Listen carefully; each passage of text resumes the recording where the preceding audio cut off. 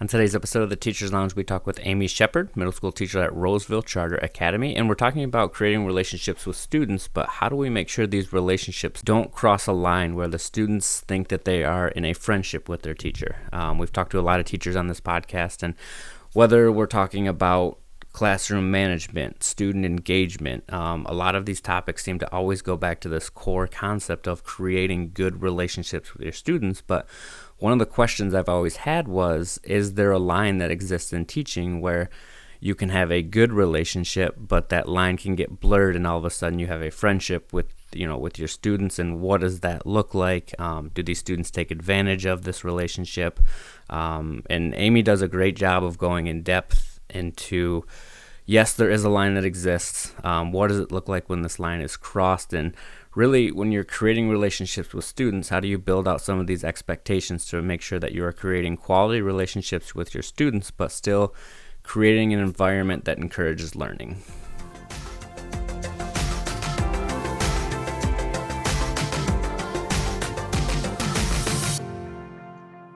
Welcome to the Teachers Lounge. Today we're talking with Amy Shepard, middle school teacher at Roseville Charter Academy. And this is an episode I'm excited to get into. It's a concept of teaching that I've wanted to talk to somebody with about a while, because we do a lot of episodes, and a lot of the episodes funnel back to this core principle of you have to have good relationships with your students, how to build these relationships, really the importance of having a close relationship with your students. But a lot of the times I find myself wondering, is there a line that can get crossed where you have a good relationship with your student and that morphs into a friendship? What does that look like? Is that bad to be considered a friend of your student? So thank you for being on with us, Amy. I guess maybe the first place to start before we get too deep into this is there such thing as, is there a separation of sorts between having good relationships with your students and being a friend with your student?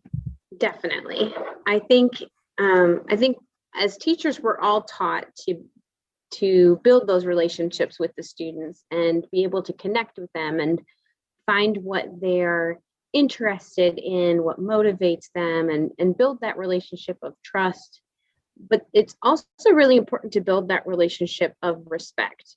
Mm. And I think that the way that you know that you are a friend and not a teacher is when that respect line gets blurred, because kids will treat their friends very differently than a teacher, parent, authority figure in their lives.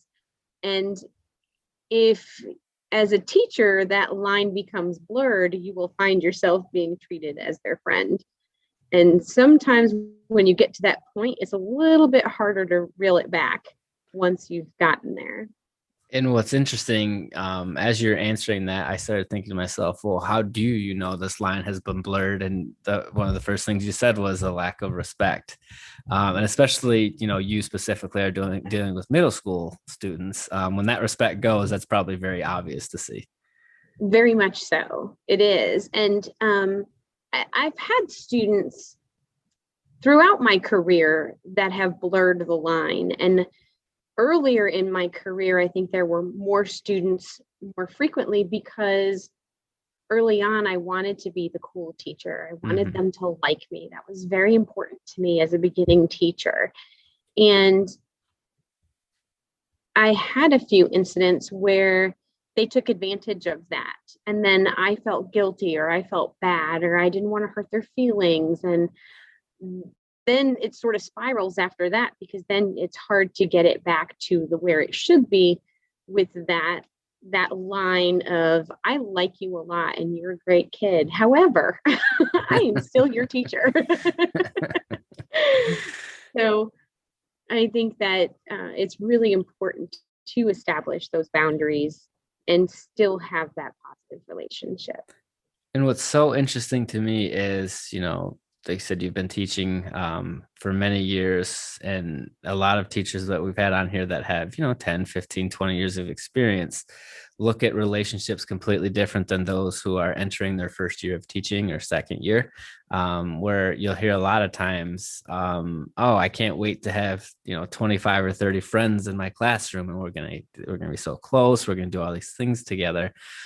So when you were going through this and that line got blurred and the respect was lost, and especially you were going through this as a newer teacher, is this something that you knew was happening while it was happening? Or is this something you kind of had to reassess maybe at the end of the semester, the end of the school year, or in the moment you're like, uh-oh, this has kind of gotten away from me? I think it's a little bit of both. I've been in the situation where sort of in the moment, you kind of have that teacher moment where you look around the room and you wonder, how did we get to this moment? And it's usually not necessarily a good thing to have that evaluation process happening right then. But it has happened. And then you sort of have to reassess the boundaries that where are those lines that you've put out there, if there are any, and what have the students perceived to be okay. And so there are other times where probably, I think it was my third year of teaching, I had a great group of students, really upbeat, positive, awesome class. And a few of the girls in particular were they were in the gifted program and really intrinsically motivated. And it's always fun to teach those kids because they'll take anything you give them and run with it. And I will never forget, they had finished my class, they'd started fourth grade, and the fourth grade teacher was super strict. She was the opposite of me. She was one of those, don't smile before the holidays and be very rigid and very, very strict with the kids, did not necessarily form those really positive, upbeat, fun relationships with them. And I will never forget, this particular student was talking to me before school on her way into her classroom. And she said, I really miss being in your classroom because it was so much fun, but Mrs. So-and-so is probably a better teacher. Wow. And then she looks at me and goes, no offense. And I was so struck by that because I thought, but I was fun and we did so much fun things. And I thought I had really been great for them. And it was just the slap across the face that I needed, that those lines had, that yes, I was cool and fun and the kids would rather be with me, but were they getting as much from me as well? Was there that respect there in order for them to receive the education that I was providing as well? Or was it a perception of it was just fun and games? And so I think it was my second or third year teaching, and I was just appalled. Yeah, I think we may need to have a conversation from a countrywide level, or maybe even globally, of just because you say no offense doesn't mean you can say whatever you want. It's not your get out of jail free card. That is sort of the immediate of, I know you're offended, but I'm going to say it anyway. Caveat, exactly. No offense, we're still good.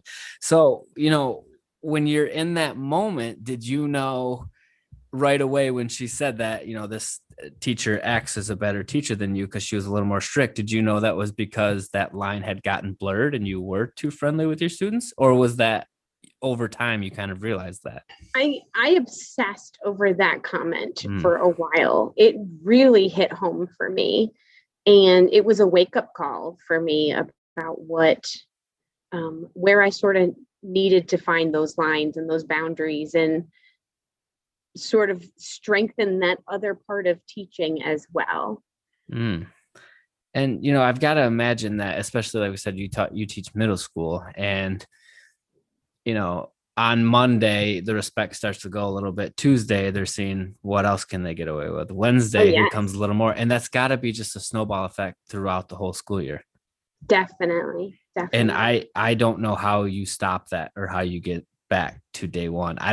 Maybe that's for somebody else to ask that question. I don't know, but that just seems like almost an impossible task once to start to go.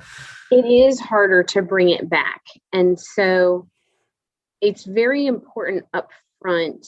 I try to explain to the kids that I want to have a good time this year too. I want us to have fun. I want us to be able to do a lot of great things, but also not all of it's going to be really fun and really great Mm-hmm. things. And that we have to be okay with that.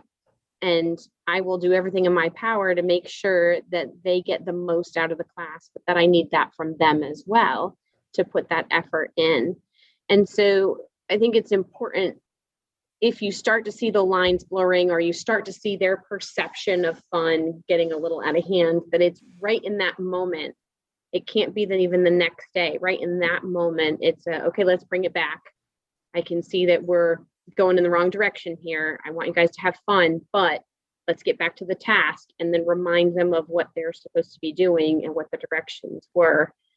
And it doesn't have to be ugly or Mm-hmm. even yelling, but just a kind of a firm, all right, guys, let's stop, let's reassess, let's get back to what we were supposed to be doing. We're supposed to be on this and finishing this.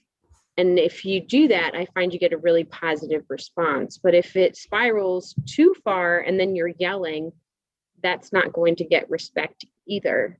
Mm. If all you are is the person that yells all the time, because eventually they'll stop listening. Yeah. So And, as you're kind of talking about what these expectations are, and this is what we're all expected to do in the classroom, is that where this process starts of making sure this doesn't get away from you? Where, and I equate, it kind of feels like, this relationship going from productive, good quality relationship in the classroom to where they look at you as a friend and can get away with it, where it almost feels like you're holding a fish where it's just kind of flopping around. And once, the harder you squeeze, the more it just kind of takes off away from you. Are setting some of these expectations at the beginning of the school year the big piece in this? absolutely. Okay. Absolutely.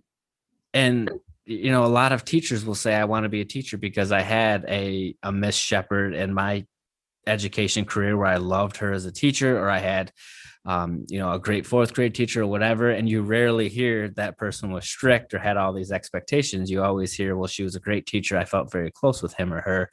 So are you interweaving these expectations with building these relationships to kind of make sure you are still building these relationships, but making sure they are the right type of relationships? Absolutely. And I think that another way that you can find that balance is if you have that moment where you have to be strict or you're having to call them back, that shortly thereafter you find another moment to be positive and kind of bring it full circle so that they understand we crossed a boundary, but you as a person, we're still good. Our relationship is fine. I still respect you. You can still respect me. Now that you're back on track, let's talk about what's going well. And so I think keeping it positive as much as possible. So if you have to say something negative, if you have to call out a student on something negative, that you make sure you bring it back to something positive shortly thereafter. And that helps a lot with them to have that balance. And especially you're doing this at the beginning of the year, that's got to set the pulse for the whole class, especially for students that have never had you before or they don't know anything about you. Whereas if you're trying to pull it back in January, it's probably like, whoa, what has happened to Mrs. Shepherd? Like, did she have a bad day? Is she really mad at me? But Right. doing this from the beginning, that's got to be a big step into making sure, A, you don't completely turn off a student and now, great, now I hate this teacher. But here are the exceptions. Now we're building the relationships. Right, exactly. And I think it does have to start with day one before even school starts, really.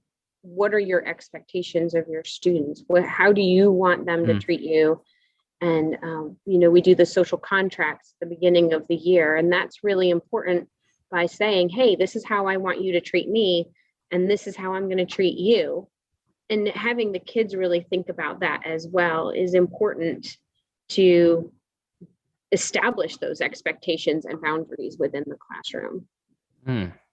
So if I'm 22, 23-year-old teaching candidate Scott, and I just got my first teaching job, you said something that was very interesting to me there of you have to figure out basically what you want in your classroom when it comes to relationships and expectations.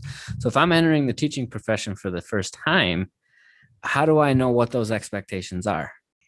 So would I would talk to a mentor teacher or another teacher within the building that has experience, but I would talk to more than one. Hmm. because there are different approaches and different personalities, and different things are going to work for different teachers. And so you might take one thing from one teacher that they tell you something else, and you're like, I don't know if I want to do that, and then you might take something else from another teacher and sort of piece together your own style of what's going to work for you.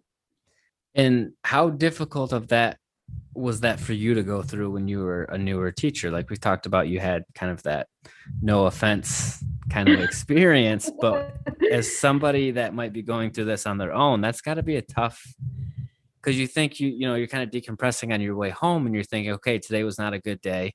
I need to recorrect this tomorrow. And there's probably that Yes. fear of overcorrection when you're on your way Right. home tomorrow. It's like, I went too far. And you're dealing with kids and students. That's got to be a tough tightrope to kind of walk as you're kind of feeling this out for the first time. It is. It is. And I think it's important to remember that the great part is you get a new day tomorrow and Mm, you get a chance to fix it. You have that opportunity to talk to the students, say, what, guys, yesterday we went way out in left field. What do we need to do to bring this back? Or I felt really disrespected yesterday during that science experiment and you all were not listening, or we were really struggling to follow directions, or we didn't get to finish that assessment because we were having such a hard time focusing. And having that conversation with the students and letting them know I would give them the opportunity first to say what they need to do to make it better that next day. What do we need to refer back to? And looking at, if you have a social contract or if you have your expectations posted, mm. referring to those directly. And then also that next day, instead of overcorrecting, overpraising for what they're doing right, and Oh, acknowledge you were a great listener today, or you were really focused today. And I really appreciate you doing that because that really helped us to finish this lesson. Or it was really great the way you finished your project and used your time wisely today. That shows mm. me that you're being really respectful in managing your time. And sort of the opposite of what you want to do when you want to go in there and just lay Yeah. in. As you were saying that, all I could picture myself as a teacher is just walking in and settling some scores. Like, hey, Right. you, Jim, shut your mouth. You were an issue Yes. And yesterday. you want to. Tommy, you're an idiot. But you're saying overpraise is kind of your preferred method instead of overcorrecting, instead of flying off the handle. And I think obviously you're right. You're the teacher. I have no idea what I'm talking about, but I think you run the risk of completely losing and alienating students if you come in hot and off the top rope. But I love this concept of overpraising. So when you do have a day before where old seventh grade Scott is, there's a lot of examples to pick from my seventh grade year of what I was doing wrong in the classroom. And I came in the next day, you can probably see it on the students' faces. I mean, they know what yesterday was, and they can.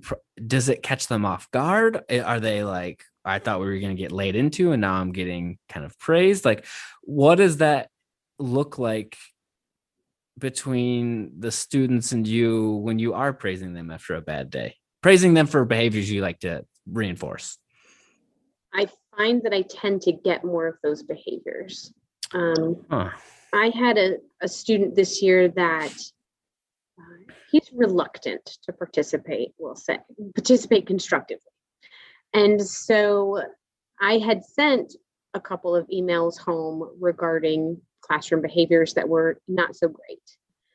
And one day he was particularly interested in the topic we were discussing, and he had his hand up continuously throughout class. And I was shocked. And so I made it a point to email his mom later that day and say he did fantastic today. I was so impressed. And throughout the rest of the week, he was participating regularly. And then and I let him know too that I noticed and that he was doing great and I appreciated what he was sharing with the class. And then the following week, he had another rough day. And so I had to send another email home that wasn't so great. But the following day, he came in and he got everything set up. We hadn't even done anything yet, but I made a point to let him know I appreciated him coming in and being more focused on that Hmm. day. And I didn't have an issue with him at all. And so I think really looking for those positives after the negatives have been kind of handled, it helps to build that rapport up with the kids again and And still keep that boundary. I think there's a lot to be said for authenticity with these interactions that you're having. Like, it's one thing to say, nice shirt, but you are, taking the time to say, you're listening better, you're using your time better, very authentic feedback where, you know, it's not as easy as saying, what's your favorite color? What's your favorite candy bar? What's your dog's name in terms of building relationships? But this very authentic feedback when it comes to reinforcing these expectations that you have in your classroom, that's got to build these relationships on the same level, maybe even deeper than what's your favorite basketball player? Right. And I think the kids feel like you see them, that you're Hmm. paying attention to them and for the good stuff. So, And that, especially coming off a bad day, that's got to make them feel good. right. It lets And them know that you haven't written them off, you and know? as somebody that screwed around with his buddies in seventh grade, I will tell you, yes, screwing around in seventh grade social studies or history is fun, but having your teacher tell you how proud of you they are, or how well your work is, or really like this project, that is so much more fun than, you know, let's see if we can get old Mr. Smith to kind of lose it here. I hope so. So how long were you into your teaching career where you felt like you had a good grip on this? I feel good about the relationships I'm creating, and I feel good about the expectations that I've set where I'm not constantly fearful that somebody is going to kind of take advantage of my kindliness, our relationship, and think we're friends. I can get away with whatever I want in this. It was probably about my fourth year before I felt fairly confident. But I'll be honest, every time I started a new school or in a brand new grade level or something, you still want to go back to the drawing board a little bit and make Yeah, sure you have those boundaries. Because especially at a new school, you want to make a good impression on the students and the teachers and the parents. And it's just human nature to want to be liked, I think. And so every time there's sort of that new transition, it's making sure that you're attentive to those. and it's so funny to kind of hear you talk about the actual thought that goes into these relationships and making sure they're productive relationships. I taught a third and fourth grade boys Sunday school class for like 4 years when I was in college, and I remember and I'm not a teacher. I was going to school to be marketing. They needed a Sunday school teacher to kind of fill in, and my first thought was, if I can get these kids to like me, they'll learn about whatever, Moses, Noah, pick your whatever old chapter or Old Testament, New Testament concept. But I went in with a basketball hoop. I had candy. I had, like, it was the place to be. And I'm legitimately concerned those kids never learned a thing. Like, I used to get, I would have other Sunday school teachers kind of shoot me the side eye. Others would leave me notes and saying, I can't have your kids running around and screaming and having all this fun like others. And it's like, okay, but we have a great relationship with them. Isn't that the goal? And I think to a lot of the things what you're talking about, it is the goal to an extent that if they're not learning anything, well, this is useless. And I'll be the first one to tell you, those kids ran all over 19-year-old Sunday school teacher Scott. I lost a kid one time. He just got out, and I was like, what do I do? And but I was so worried about getting after this kid. I didn't really want to, kind of get after him and ruin all the what I thought was Right. progress that I had made with this relationship. Um, that's got to feel good though when you have built solid relationships with good expectations, that these relationships are both personable, but they're there to learn. That's got to feel really good. Yes. And that I think that's the best compliment. Having just finished the school year for us, the cards and notes I got from the kids that were my favorites were the ones about that my class, your class was so fun. But somewhere in there, they also said about how much they love history now, or how much That's that they cool. learn, or something besides just that it was a lot of fun. And that's the pat on the back. And I doubt there's a mathematical formula for a good year of teaching, but I feel like had fun plus learned a lot, loved the subject equals good year of teaching. That's what I need. Definitely. I mean, because I teaching history to 12 and 13-year-olds, it's surprisingly not their favorite thing generally. And so I sort of start usually with a little bit of a disadvantage because they think it's going to be boring and they don't care. And, science is always the fun, hands on and everything. So I make it a personal challenge to make it more fun and make it interesting, but also to make sure they're learning things too and they're making connections between today and even ancient history. So I love when we have these conversations, and it's funny because sometimes they'll think they've got me off topic because they'll be talking about something current event, and they'll be sitting there, they're like, she's not even talking about ancient history anymore, and they have no idea that we're going to bring it right back around and tie it in. And I love those moments where they can see those connections and, oh, that's why this is happening, or this is where else that happened. My entire childhood has just been shattered. As you were saying that, we used to have a game with my I was in middle school honors chemistry or something. I don't know. I did not do well in it. I probably should not have been in there. But we used to have a game where we'd have like 5 or 6 of us, all probably should not have been in this class, but there were certain things that we thought our teacher would go off on tangents on. So I would raise my hand and ask him about tennis because he always loved tennis. And we always thought we were like running out the clock, but he always brought it back to science.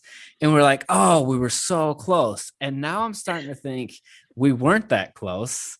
And you've just brought up a point of these are teachable moments that I, at 12 years old, did not know. Yes.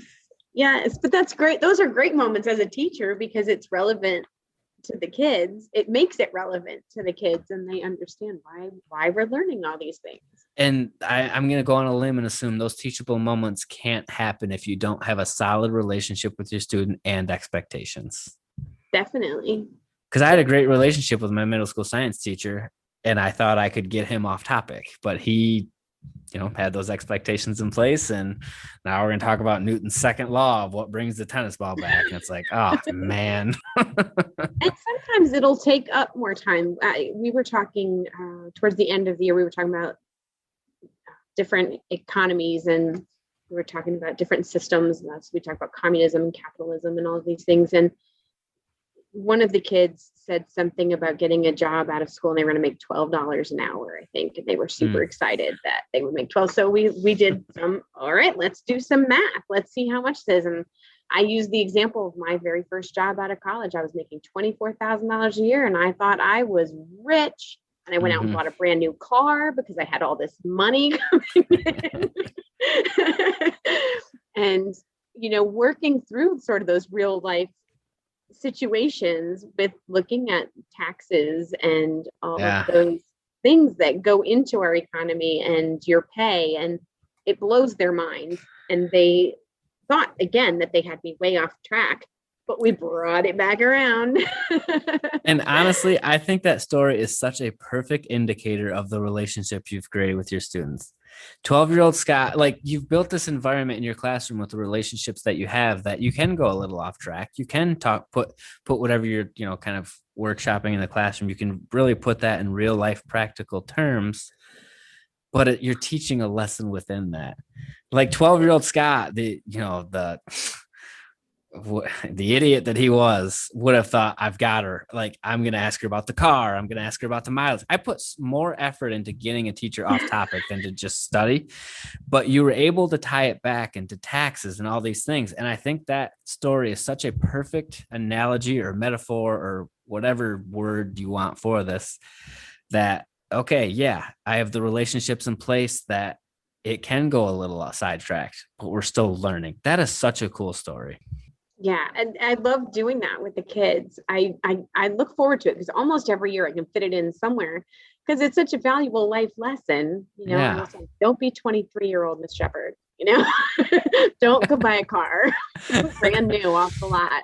What kind of car was it? It was a brand new Nissan Xterra.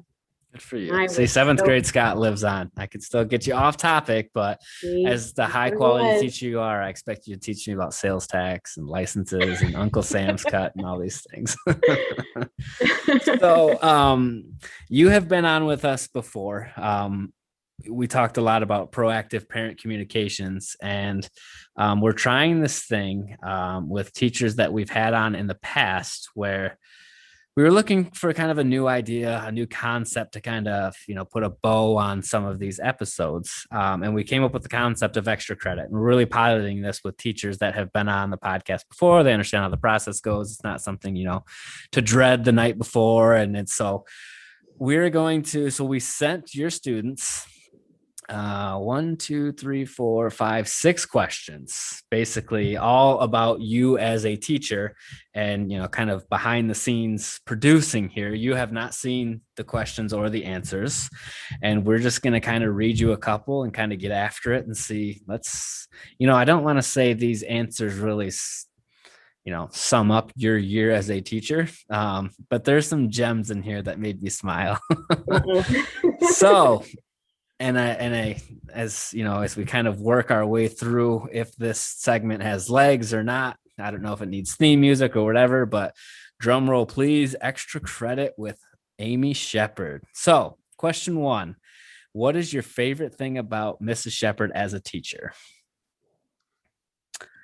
Honestly, we've got it highlighted like 6 times. Like 6 different people said how funny she is. Well, there you go. Boom. Let's make it true, right? She wasn't mean or annoying. When teachers tend to be more kind and not as strict, I tend to do better work. So, not a lot of A's in those strict classes for that student. She's always so nice. I learned a lot from her. That, I think, is that perfect balance of good relationships and expectations. She's so nice, and I learned a lot from her. She's patient and helpful. Aw. And she's patient and helpful for all the students in her classroom. I love seeing stuff like that. Like, the goal of this is kind of, to get a sarcastic or a witty remark from a middle schooler, but I love seeing stuff like that. Question 2, what do you think she would be if she was not a teacher? Any guesses before we kind of reveal this one? Because this is the most consistently answered question of the 5. I would say probably something about animals because they always ask me about my pets. So I would say probably my second love. 80% of this is probably veterinarian. Really? Veterinarian, a doctor for animals. I think we can classify that as a veterinarian. I think she would still love to have a job that helped kids. I like that one. That's still very maybe something to do with animals, ? A librarian. That's the one that kind of stuck out like a sore thumb to me. Everything else was like veterinarian or kid related, but librarian. I worked in a library when I was in high school. Maybe they were super attentive. Wow. That's pretty good. That's pretty good recall. Did you use the Dewey Decibel System? Yes. Is that still a thing? It is. Is it really? And okay. I can still remember my high school Dewey Decimal System, where the books go, and I can usually find stuff without looking it up. It's pretty impressive. Dewey Decimal System, full transparency. It's one of those things I have no idea how it works, but I love when someone just drops the phrase Dewey Decimal System in some sort of organizing fashion, but I have no idea how it works. What is your favorite, or what do you think Mrs. Shepard's favorite part about being a teacher is? Being with us. Aw. Is that true? Hearing our good news and being happy for us. Definitely hearing us bicker and complain with each other. Oh, I know who that was. There was 2, and they would just bicker all the time, and the rest of us would just laugh at them. I think quite possibly the greatest part about being a teacher is, or no, maybe not the best part, probably the coolest thing about a teacher looking from the outside in. You're the second teacher we've tried this kind of segment with. And both times, you and Miss Quinn that we did it with, both times a sarcastic answer came up. They're like, oh, I know exactly who that is. Like the relationships are built so well in your classroom. Looking at a blank Excel spreadsheet, you know exactly who it is. That is so cool to me. And I bet they know what the expectations are in your class as well. Mm-hmm. They know when to stop. But we'll listen to them for a little while and laugh, and then we bring it back. One said everything. They think everything about teaching is your favorite. That's not necessarily true, but that's sweet. What are you going to miss most about her not being your teacher next year? Her comedy. So we've done 2 episodes together. I think you're hilarious, but I'm starting to think this is not just a podcast kind of humor, that you're just legitimately funny, because there's a lot of comedy in her funny jokes on here. Yeah. So do you have jokes that you go to, or is it more like sarcasm? Sarcasm. I am a bit sarcastic, and I can do that with middle school, Yeah. Yep. Her laugh. That's what somebody will miss the most about you. I won't be able to see you anymore because I'm going to a different school. There's a sad face after that one. The ellipses and the half parentheses. That one's kind of sad. Her work and her kindness. I'm not going to read through all of them, but everybody says pretty much the same thing, which again, I think is a pretty cool indicator of your classroom relationship skills. Nobody said anything about the classwork. Nobody's going to miss the history. Nobody's going to miss, chapter 7 on Russian war strategy or whatever. Everybody's saying, I'm going to miss the funny stories. She talks about her pets and, about her life. That's a cool piece to this. I mean, not cool for them, I guess, because they don't get to hear the cool stories next year, but that's a cool thing as a teacher to hear, is they're going to miss you. What is the most fun thing Mrs. Shepherd does in class? Again, jokes. Oh my gracious. I didn't know it was so humorous. I'm going to have to, you know what? Forget classroom management, or not classroom management. Forget creating relationships and that the line and the dynamic of not becoming friends. I'm just, turn the mic on and let's hear your best routine kind of. Oh and my let's goodness, see what's the pressure's on. I don't know that I was this funny. She talks about stories like the one time her cat ran away for 2 days and came back out of nowhere. I did. He did too. They were like asking, did your cat come back? Did your cat come back? They were very concerned. It sounds like it, because there's like 3 or 4 different people that reference the cat. It happened right at the end of the year, so that's probably a little bit of recency bias. Flexible seating, jokes. Her stories about her cats and dogs are the funniest explanation point. I am going to miss everything she does for us. That's cool. And the thing is, I think it's important to remind again, these are middle schoolers. Like, middle school is not like the most emotionally developed and touchy-feely thing out there. So the fact that 80% of these answers are I'm going to miss her as a teacher and what she does for us, that's pretty cool. The funniest thing she does is she tries to make learning fun. She plays review games and tries to be playful with the work, and it's a really fun class to be in. Again, kind of that duality of relationships, right? You make the learning fun, but learning is still happening. As we referenced earlier, 7th grade Scott was not as clever as he thought he was, and even though he thought we were playing games and getting out of the lecture, the learning was still happening. Last one. What do you think Mrs. Shepherd does on summer vacation? Any guesses? Because there's quite a bit of consistency with these answers as well. Probably, again, something with my animals. They love my animals. I don't remember if I told them. Do you reference Disney World a lot? Okay, so I did tell them. They're like, I don't know if I told them where I'm going on vacation this summer. So let's see. The very first one is take a nap. Yeah, that's probably, sure. She will be at the beach, but then like the next 5 or 6 in a row, absolutely Disney World, goes places, takes care of her children and pets, goes any place related to Disney, beaches, or mountains. That feels like if you're looking at a Venn diagram, there's not a lot of similarities between the beach, Disney World, and mountains. Goes to Disney World. And I highlighted this one because this is my absolutely favorite one out of all of this. And again, the question is, what do you think your teacher does over summer vacation? First sentence, vibe, V-I-B-E, period. She looks like a beach person, so she probably, P-R-O-L-Y, going to the beach. Like, there is so much to unpack in that one sentence. A, that this person just said vibe. Love that. didn't take the time to spell out probably. And I think probably is actually with 2 L's, not just one. So PROLY, going to the beach. Love that. But I think, again, this is such, and like I said, we're kind of workshopping what this kind of feels like, what we like, yada, yada.